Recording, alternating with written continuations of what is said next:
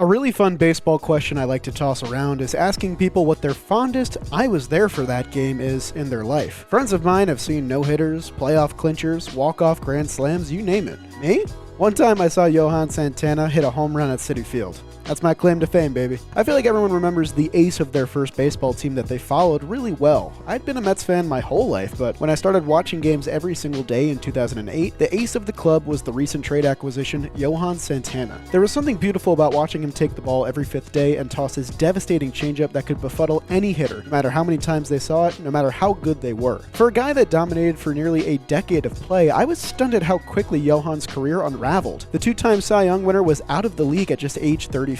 So maybe me and you should kick back for the next 15 minutes and talk about just how good Johan was, and why exactly things turned out the way they did. Guys, if you enjoyed today's video, make sure you leave a like and subscribe to the channel for any future videos that you might enjoy as well. Johan Santana first got his nod from the Astros, patrolling center field as a red-faced 16-year-old prospect. The Astros witnessed his arm strength firsthand and determined that he had a more fruitful path ahead of him as a pitcher. The thing is, Johan hated pitching and almost quit ahead of signing his first amateur contract. Through 3 minor league seasons, it looked as though his initial doubts held some weight. Johan's ERA never fell below 4.5 in 3 separate seasons, and he never advanced past high A ball. Come the end of the 1999 season, the Astros decided to leave him unprotected in the Rule 5 draft. Yeah, that's right, Johan Santana was a Rule 5 draft pick. Even though the Twins got their guy, Santana's flamethrowing stuff still wasn't enough to find success, especially when Minnesota threw him into the majors after never pitching a single AA game. In his first 2 seasons, Johan's ERA neared 6.0 in over 120 innings, as both he and the Twins floundered. Midway through 2001, he rightfully earned a demotion back to AAA. The Twins wanted Santana to find a true killer secondary pitch before he returned, and for AAA pitching coach Bobby Queller, that meant mastering the art of the changeup. His minor league pitching coach made him throw it to every batter he faced for 10 starts in a row. Sometimes Johan would be forced to throw it 20 times in a row. It was a slow process towards building confidence in it, but it was an effective one as well. In 2002, when Santana got another crack at the majors, he was once again the team's long reliever and spot starter. But this was a special Twins team. In fact, I made a whole video about them, but for a starting rotation led by the criminally underrated Brad Radke and Rick Reed, Johan became an essential piece as the Twins battled injuries. At times, Santana was the best arm in that rotation, as the changing speeds of his dynamic arsenal was proving to be a lethal weapon. In the first great month of his career in June of that year, Santana pitched to an ERA under 2 in 5 starts. Down the stretch, he was invaluable out of the pen, helping the Twins return to the playoffs and even win the American League Division Series against the Oakland A's. Johan Santana was getting so good that dudes were literally changing their names just to make it in the league. You know how good you gotta be to get someone with the same name to literally fold on it? Love you, Irvin Santana. But little did every extremely nice and easygoing Twins fan realize, the best was yet to come. Santana would start the 2003 season again as the long reliever, but through his excellence on the mound and more injuries to Minnesota's staff, he became a member of the rotation by the second half. After a 10-16 month of July sunk them to a .500 record and 3rd place in the AL Central, Johan put the Twins on his back every 5th day. He took home his first Pitcher of the Month honor in August of 2003, with 6 starts of an ERA a smidge over 1.0, as the Twins won 5 of those games. After another playoff berth and first-round exit, there was no doubt in anyone's mind going forward. Santana belonged at the top of the rotation. Although 2004 would be a memorable year for reasons we'll get into soon, it didn't actually get off to a hot start. Many fans probably forget just how much Johan labored through the first dozen starts of the season, with an ERA of 5.50 and a little under 70 innings. But then, he found his changeup again and kicked things into gear. He won 4 starts in a row to close out June, never throwing less than 7 innings. In July, he tossed his first career complete game shutout, tossing 8 innings or more in 4 of his 6 starts, with an ERA near 1. After winning Pitcher of the Month that month, he did it again next month, going 6-0 in August with 3 double-digit strikeout games. He won Pitcher of the Month again, and then somehow did it again in September as well. In arguably the most dominant month of his career, Santana tossed 31 consecutive scoreless innings, won 5 more starts in a row, and struck out 52 batters in 40 innings with just 2 earned runs allowed total. Santana became one of just 13 pitchers in the expansion era to hold an ERA under half a run with 40 innings pitched in a single month. He's one of just 5 to do so since the year 2000, the most recent being Jake Arrieta in 2015. The key was still his changeup, but the thing is, it was only getting stronger. As he threw his fastball harder, he maintained the devastating speed drop with his strikeout pitch. According to Fangraphs, Santana's changeup averaged 78.3 miles per hour, about 15 miles per hour slower than his 92.4 mile per hour heater that could sometimes touch 95. I don't feel so good.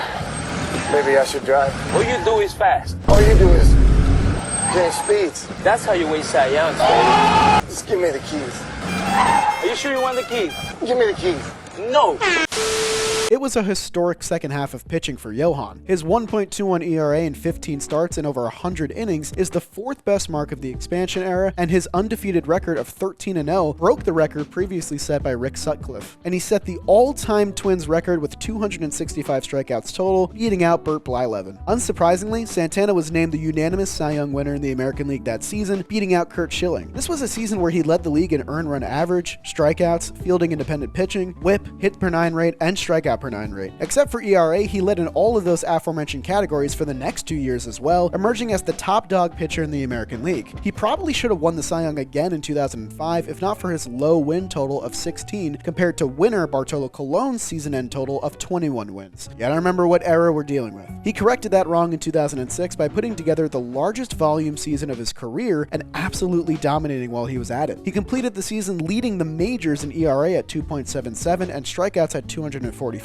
Johan was just the 14th pitcher in MLB history at the time to win multiple Cy Youngs, and had he won in 2005 like he probably should have, he would have been the third ever to three-peat the award alongside Randy Johnson and Greg Maddux. With his 245 punch-outs here, he became the third pitcher in the expansion era to strike out 230 batters or more 3 seasons in a row while also managing a whip under 1. The Minnesota Twins had the greatest ace in the game, and even though he performed in the playoffs, they remained a one-and-done team, never advancing past the ALDS despite his efforts. Midway through the 2007 season, Santana grew more and more disgruntled with the direction of Minnesota's franchise. Johan was understandably upset and didn't hold back much at all when talking to the media about the team and his future. Despite triggering a no-trade clause initially with his second Cy Young win, it became clear that Johan Santana wished to depart from Minnesota. They made the ultimately difficult decision to deal away the face of their franchise instead of paying him a massive contract. In the end, Johan became a Met in return for a package of prospects that never really panned out, at least in Minnesota. Right after the trade, Johan and the Mets agreed to a huge 6-year deal worth $137.5 million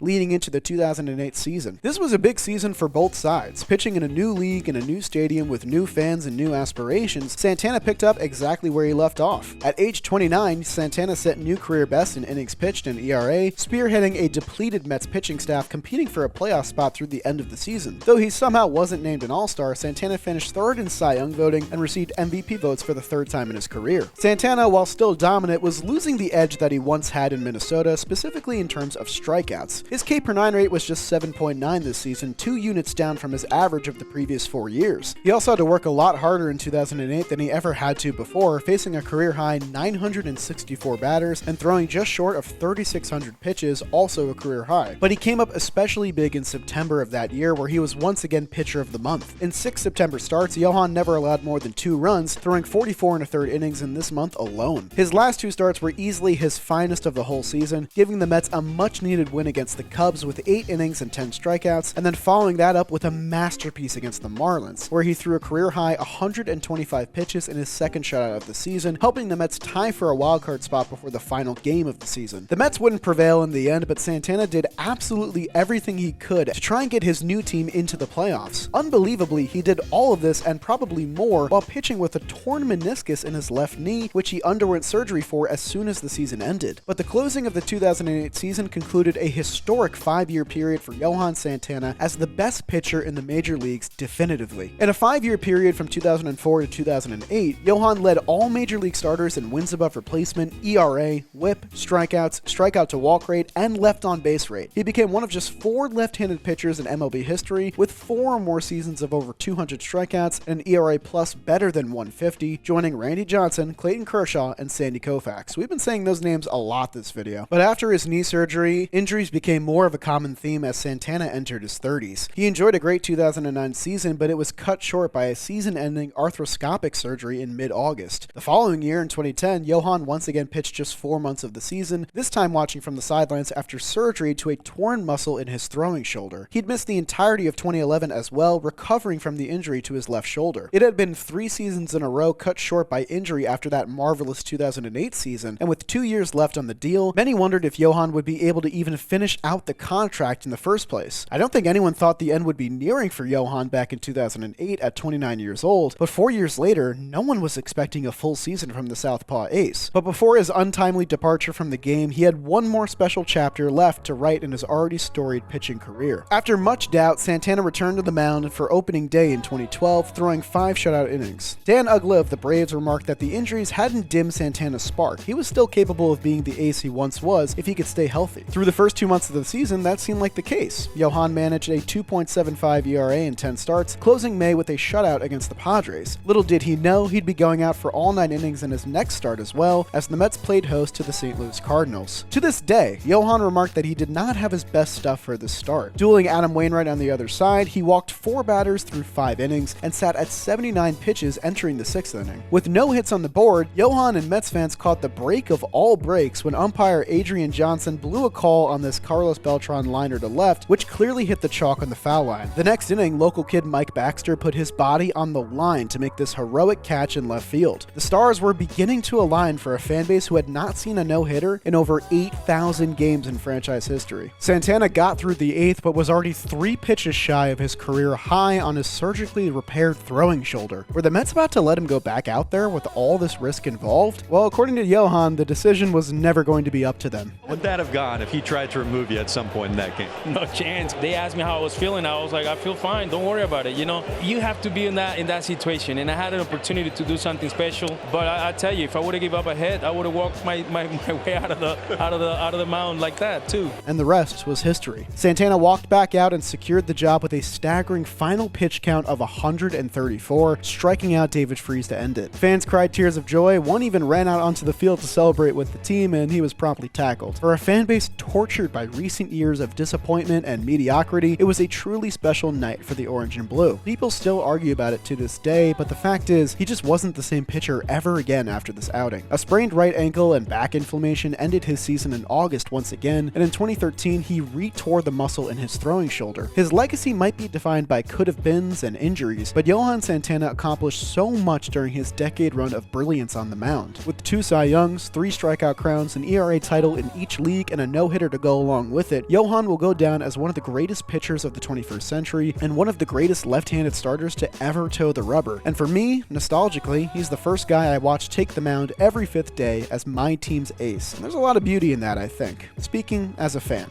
Hey everyone, I hope you enjoyed today's video. I got interrupted really quick to tell you about today's sponsor, Shady Rays. Guys, you can take on the sun this summer with gear built to last, or get yourself a nice pair of blue light glasses so you don't get your eyes strained from staring at your screen all day. Shady Rays makes some of the best glasses I've ever worn, and they got a special deal for you today, partnering with me, which is great. You can use code JOLLY for 50% off 2 or more pairs of polarized sunglasses, which is just amazing. They've got durable frames and extremely clear optics, and if you lose or break your pair, every pair of glasses they sell is backed by a warranty. If you mess up and you break your pair, or you lose it in the couch somewhere, even on day 1 of having them, Shady Rays will replace it for you. So wear your Shady Rays with confidence and purpose, because they're going to have your back for as long as you're wearing them, which I love. So go to shadyrays.com, use code JOLLY, and get 50% off 2 or more pairs of polarized sunglasses today. shadyrays.com. The link is in my description. Thank you to them for sponsoring today's video. Thank you for watching today's video. If you enjoyed it, leave a like and subscribe to the channel. And as always, I'll see you guys next week. Have a great week.